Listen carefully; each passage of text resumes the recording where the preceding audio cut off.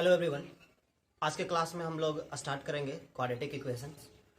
और quadratic equation का standard form क्या होता है और फैक्टराइजेशन मेथड से क्वाड्रेटिक इक्वेशन को कैसे सॉल्व किया जाएगा ये हम लोग सीखेंगे। ओके, सबसे पहले स्टैंडर्ड फॉर्म से शुरुआत करते हैं।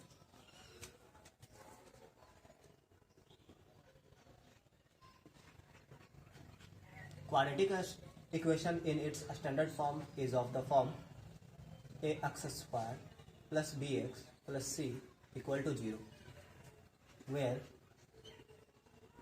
a, b and c are real numbers and a cannot be 0.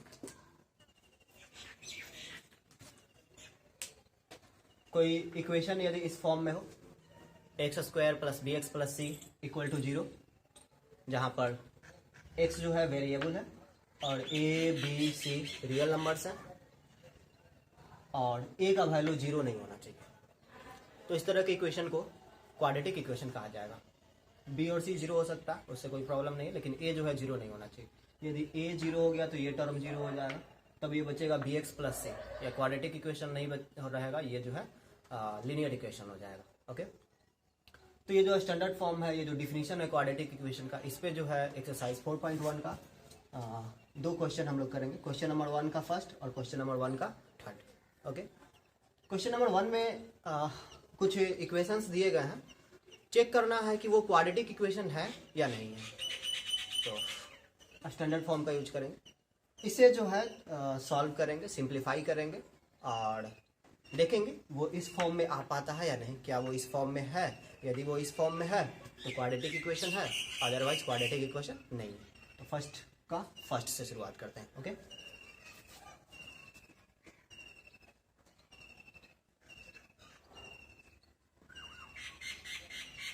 Exercise 4.1 question number 1 का first. x plus 1 to whole square equal to 2x minus 3।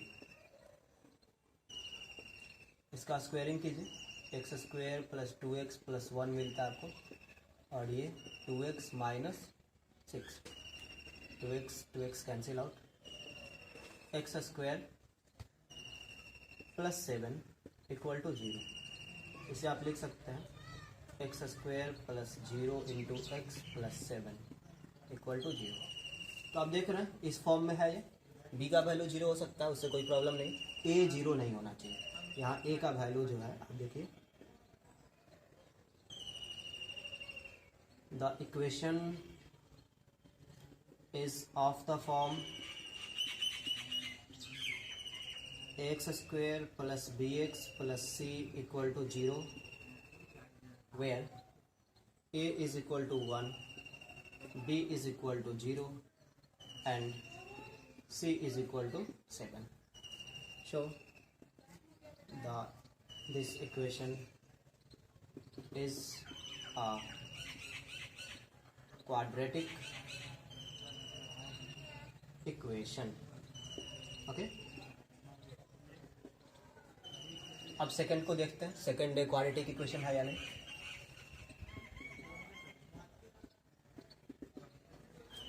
Second equation है x minus 2 into x plus 1 equal to x minus 1 into x plus 3। x into x, x square, x into 1 x, minus 2 into x minus 2x, minus 2 into 1 minus 2, x square plus 3x minus x minus 3, x square cancel out, ये हुआ आपका minus x minus 2 equal to 2x minus 3, ये हो गया 3x और minus 1 is equal to 0। यदि हम इस फॉर्म में यदि इसको सोचें तो यहाँ पर a का वैल्यू 0 हो जाएगा, राइट। तो ये क्वाड्रेटिक इक्वेशन नहीं है। Okay, the equation is not a quadratic equation. Okay, तो ये क्वाड्रेटिक इक्वेशन का इंट्रोडक्शन उसके स्टैंडर्ड फॉर्म पे था ये सवाल। अब यहाँ पर एक वर्ड प्रॉब्लम हमें करना है। एक क्वेश्चन दिया गया आपको, एक सिचुएशन दिखाया गया, अ train travels a distance of 480 kilometre at a uniform speed. If the speed had been 8 km per hour less, then it would have taken 3 hours more to cover the same distance. We need to find the speed of the train. हमें train का speed पता करना है और इसके लिए इस situation को एक क्वाड्रेटिक इक्वेशन के फॉर्म में जो है आपको एक्सप्रेस करना है। कैसे करेंगे देखते हैं। देखिए, जब भी आपके सामने यदि स्पीड, टाइम और डिस्टेंस से रिलेटेड क्वेश्चन हो, तो आप ये क्वेश्चन से देखकर पता करने का कोशिश करेंगे कि स्पीड, डिस्टेंस और टाइम में क्या आपको पता है। 480 किलोमीटर डिस्टेंस पता है। चाहे वो क्वेश्चन लीनियर इक्वेशन का हो या फिर क्वाड्रेटिक इक्वेशन का हो, आप शुरुआत जो है 2 वेरिएबल्स से ही करेंगे। ओके, मतलब एक्चुअली हमें क्वेश्चन देख करके कभी कभी डायरेक्टली नहीं पता चलता है कि ये pair of linear equations in 2 variables के कॉन्सेप्ट से सॉल्व होगा या क्वाड्रेटिक इक्वेशंस के हेल्प से सॉल्व होगा। तो इसलिए जो है आप लोग शुरुआत जो है 2 वेरिएबल्स से ही करेंगे। ओके, तो यहाँ पर अननोन है स्पीड और टाइम। ट्रेन का जो एक्चुअल स्पीड है उसे x एज्यूम कर लेते हैं, x किलोमीटर पर आवर, और 480 किलोमीटर का जो डिस्टेंस है उसे कवर करने में जो टाइम लग रहा है उसे y आवर एज्यूम कर लेते हैं। ओके, क्वेश्चन नंबर 2 का 4th है ये। Let a speed of the train B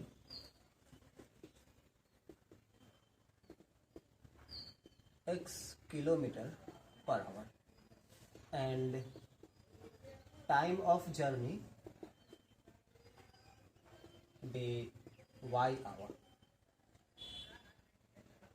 according to question.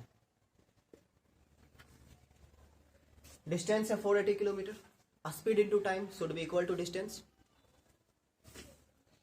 speed x into time y is equal to 480।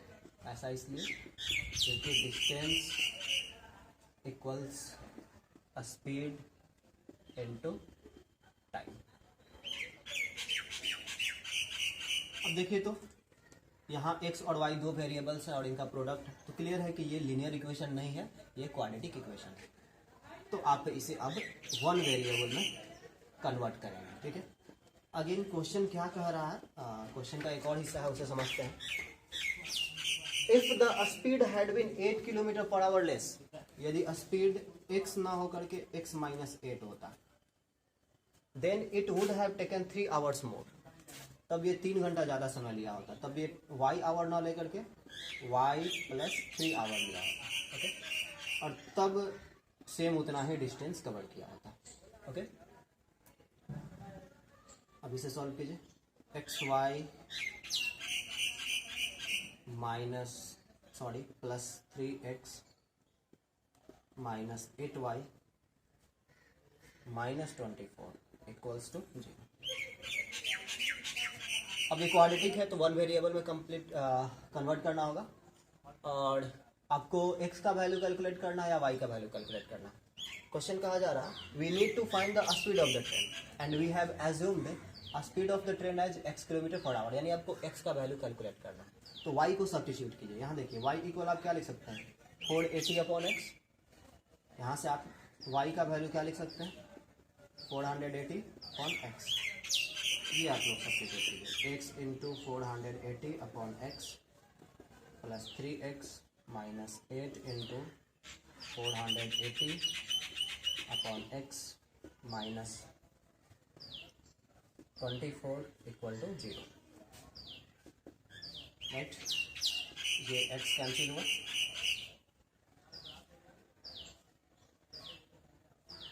और ये 480 प्लस ये 3x और ये आपका हो गया 8 इंटू 480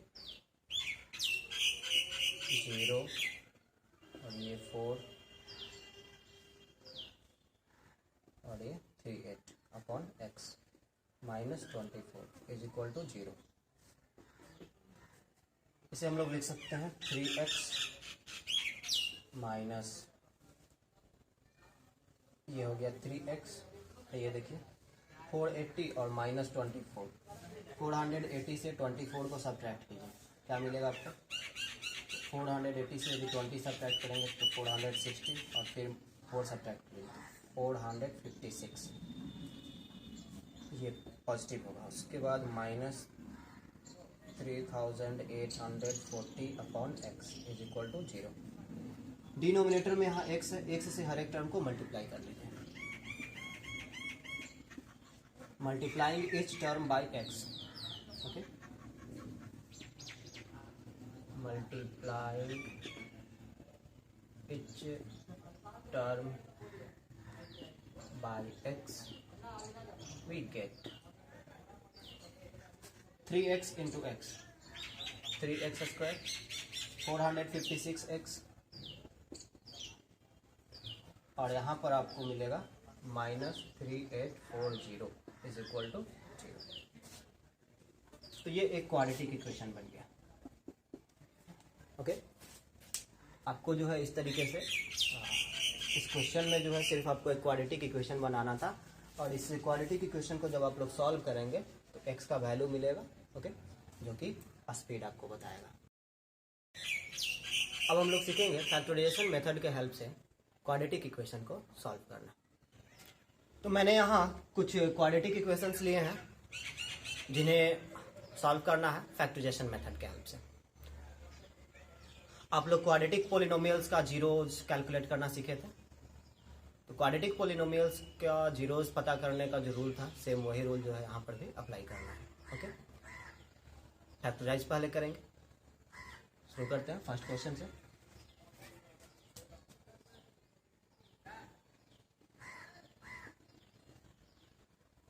क्वेश्चन है 2x square minus 5x plus 3 equals 0। Process आपको याद है, सबसे पहले इन दोनों का प्रोडक्ट हुआ 6x स्क्वायर, ओके। अब ये 2x स्क्वायर को जो है जस्ट नोट कर लीजिए। उसके बाद आपको 6x स्क्वायर, यहाँ 6 को जो है आपको फैक्टराइज करना है। मैं यहाँ रफ में कर लेता हूँ। 6 को आप लिख सकते हैं 1 इंटू 6, या फिर 6 को आप लिख सकते हैं 3 इंटू 2। आपको दो नंबर्स इस तरीके से चूज करना है जिनका प्रोडक्ट 6 हो, तो या तो आप 1 और 6 चूज कर सकते हैं, या फिर 3 और 2 चूज कर सकते हैं, और जिनका सम -5 हो। सबसे पहले ये जो प्रोडक्ट है वो कैसा है? पॉजिटिव है। तो यदि ये प्रोडक्ट पॉजिटिव है तो दोनों फैक्टर या तो पॉजिटिव होने चाहिए या फिर दोनों फैक्टर निगेटिव होना चाहिए, राइट। अब यदि 1 और 6 के कॉम्बिनेशन से आप -5 लाना चाहते हैं तो ये तभी पॉसिबल है जब आप +1 और -5 लेते हैं। अब यदि आप +1 और -5 लेते हैं तो इन दोनों का प्रोडक्ट, +1 और -6 लेते हैं, ओके। यदि आप +1 और -6 लेते हैं तो इन दोनों का प्रोडक्ट -6 होगा, जबकि आपको क्या चाहिए? इन दोनों का प्रोडक्ट +6 चाहिए। यानी दोनों नंबर या तो पॉजिटिव या तो दोनों नंबर निगेटिव, ओके। तो दोनों नंबर पॉजिटिव या दोनों नंबर नेगेटिव लेकर के आपको यहाँ क्या लाना है? -5। तो ये तब पॉसिबल है जब आप -3 और -2 कंसीडर करते हैं, ओके। इन दोनों का प्रोडक्ट -3 और -2 का प्रोडक्ट +6 होगा, और इन दोनों का सम जो है वो भी -5 होगा, ओके। तो कंडीशन आप लोगों को समझ में आ गया होगा। -5x को हम लोग स्प्लिट करेंगे -2x और -3x में, और ये +3 इक्वल्स टू 0। इन दोनों में कॉमन 2x, x -1, इन दोनों में कॉमन -3, x -1। अब यहाँ दो टर्म है, इन दोनों टर्म में x माइनस 1 कॉमन, यहाँ बचा रहा 2x और यहाँ पर -3 इक्वल टू 0। अब x का वैल्यू x माइनस 1 इक्वल 0 या फिर 2x माइनस 3 इक्वल 0। x का वैल्यू आपको मिला 1 या फिर 3/2। ओके, तो फर्स्ट क्वेश्चन जो है इस तरीके से हमने सॉल्व कर लिया है।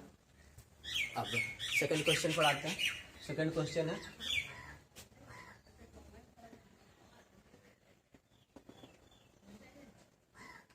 3x² minus 2√6x plus 2 equals 0। 3x² minus 2√6x plus 2 equal 0। इन दोनों का प्रोडक्ट प्लस 6x²। 6 को आप फैक्टराइज कीजिए 2 × 3, लेकिन आपको चाहिए यहाँ क्या 2√6, तो इसे आपको फर्दर फैक्टराइज करना होगा √2 × √2 × √3 × √3 √2 × √3 √6, √2 × √3 √6। शायद ये सही है। यदि आप दो नंबर इस तरीके से कंसिडर करते हैं -√6 और -√6, तो इन दोनों का प्रोडक्ट +6 हो जाएगा और इन दोनों का सम -2√6 होगा। Okay, 3x² minus √6x minus √6x plus 2 equals to 0। इन दोनों में क्या कॉमन है? देखिए 3 जो है इसमें √3 × √3 है और ये √3 × √2 है, तो दोनों में √3 कॉमन और x कॉमन, √3x माइनस √2, और इन दोनों में √2 कॉमन होगा, minus √2 common, √3x minus √2 equals 0। यहाँ से आपको मिलता है √3x minus √2 into √3x minus √2 equal to 0। x के दो वैल्यूज हैं, √2/√3 √2/√3। हाँ, तो इस क्वाड्रेटिक इक्वेशन के दो सॉल्यूशंस हैं, लेकिन दोनों सॉल्यूशन जो है वो इक्वल है। ओके, ये जो क्वाड्रेटिक इक्वेशन था इसके दो सॉल्यूशन थे, लेकिन दोनों डिस्टिंक्ट थे, डिफरेंट थे, और ये दोनों इक्वल है। ओके, सॉल्यूशंस को रूट्स भी कहा जाता है, आप लोग याद रखेंगे। सॉल्यूशंस को जो है हम लोग क्या कहते हैं? रूट्स। तो इस क्वाड्रेटिक इक्वेशन का जो फर्स्ट था, इसके two real and distinct roots थे, और इस क्वाड्रेटिक इक्वेशन का 2 रियल एंड इक्वल रूट्स है। इसके बारे में हम लोग डिटेल में नेचर ऑफ रूट्स टॉपिक होगा उसमें पढ़ेंगे। ओके, अब थर्ड क्वेश्चन पे आते हैं। थर्ड क्वेश्चन है √2x² plus 7x plus 5√2 equals 0। देखिए इन दोनों का प्रोडक्ट कितना है? इन दोनों का प्रोडक्ट जो है वो मिलेगा आपको 10x²। तो क्लियर है, 7x को आप 5x और 2x में जो है स्प्लिट कर सकते हैं। √2x² plus 2x plus 5x plus 5√2 equal to 0। इन दोनों में √2x कॉमन, x प्लस √2, इन दोनों में 5 common, x plus √2 equals 0। x plus √2 √2x plus 5 equal to 0। यहाँ से x का वैल्यू आपको मिला -√2 और -5/√2। तो ये थर्ड क्वेश्चन भी हो गया। अब फोर्थ क्वेश्चन पे आते हैं। फोर्थ क्वेश्चन है 2x² minus x plus 1/8 equal to 0। यहाँ डिनोमिनेटर 8 है, 8 से हर एक टर्म को मल्टीप्लाई कर दीजिए। 16x² minus 8x plus 1 is equal to 0। I hope इसके बाद आप खुद से सॉल्व कर सकते हैं, तो ये एक्सरसाइज मैं आपके लिए छोड़ता हूँ। ओके, और इसके बाद हम लोग आते हैं फिफ्थ क्वेश्चन पे। फिफ्थ क्वेश्चन देखने में कुछ अजीब है, लेकिन मेथड सेम वही है जो बाकी के 4 क्वेश्चंस में हमने अप्लाई किया है। ओके, सबसे पहले ये x² है, ये 3a प्लस bx, और ये constant term. Okay, constant term को जो है ब्रैकेट में रख लेते हैं, और हमारा काम क्या है? सबसे पहले इन दोनों को मल्टीप्लाई करना। इन दोनों को जब मल्टीप्लाई करते हैं तो हमें प्रोडक्ट मिलता है 2a² plus 5ab plus 2b² into x²। और फिर क्या करते थे, याद होगा आपको, ये जो प्रोडक्ट मिला इस प्रोडक्ट को हम लोग फैक्टराइज करते थे। ओके, तो चलिए फैक्टराइज करते हैं। x² को अभी साइड में रखते हैं, सिर्फ इसी को फैक्टराइज करते हैं। 2a² plus 5ab plus 2b² equal, इसे आप लोग फैक्टराइज कीजिए। इसे आप लोग फैक्टराइज करेंगे तो आपको मिलेगा 2a प्लस b। चलिए मैं फैक्टराइज करके दिखा देता हूँ। ओके, इन दोनों का प्रोडक्ट हुआ 4a² b²। इन दोनों का प्रोडक्ट हुआ 4a² b²। और यहाँ है 5ab, तो 5ab को आप स्प्लिट कर सकते हैं 4ab प्लस ab में। तो ये आपका होगा 2a² plus 4ab plus ab plus 2b²। 5ab को स्प्लिट कर दिया गया 4ab प्लस ab में। इन दोनों का प्रोडक्ट 4a² इंटू b² के इक्वल होगा। इन दोनों में कॉमन 2a प्लस 2b, और इन दोनों में common b a plus 2b, a plus 2b और 2a प्लस b। ये दो फैक्टर मिले आपको, a प्लस 2b और 2a plus b। a plus 2b और 2a प्लस b को इस तरीके से अरेंज करना है ताकि 3a प्लस b को जो है आप स्प्लिट करके इन दोनों के सम और डिफरेंस के फॉर्म में लिखिए। तो कैसे पॉसिबल है देखते हैं। यदि हम -a प्लस 2b और -2a प्लस b लेते हैं, ठीक है, ट्रायल एंड एरर ही आपको अप्लाई करना है। ओके, तो क्या मिलेगा आपको, ये हो गया -a और ये -2a, -3a और -2b और ये -b, -3b, -3 common a plus b। हाँ, मिल तो गया, राइट। यानी कि -3a प्लस b को आप स्प्लिट कर सकते हैं इन दोनों में। ओके, तो ये रहा x² माइनस, इसके लिए आप जो स्प्लिट करके लिखेंगे वो होगा ये -a plus 2bx minus 2a plus bx। Okay, और कांस्टेंट टर्म को फैक्टराइज करने पे आपको जो मिला वो था a plus 2b into 2a plus b equal to 0। इन दोनों में कॉमन क्या है, x कॉमन है, x minus a plus 2b, और इन दोनों में कॉमन क्या है, इन दोनों में कॉमन 2a प्लस b है, x minus a plus 2b equal to 0। x minus a plus 2b into x minus 2a plus b equal to 0 implies that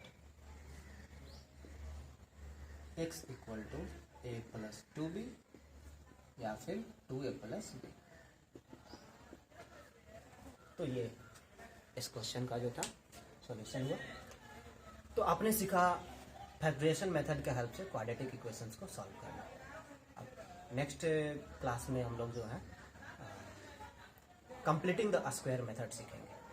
quadratic equations कुछ ऐसे होते हैं जिन्हें फैक्टराइजेशन मेथड के हेल्प से solve नहीं किया जा सकता, तो उनके लिए जो है हम लोग कंप्लीटिंग द स्क्वायर मेथड सीखेंगे। ओके, तो आज के क्लास में इतना है। Thank you.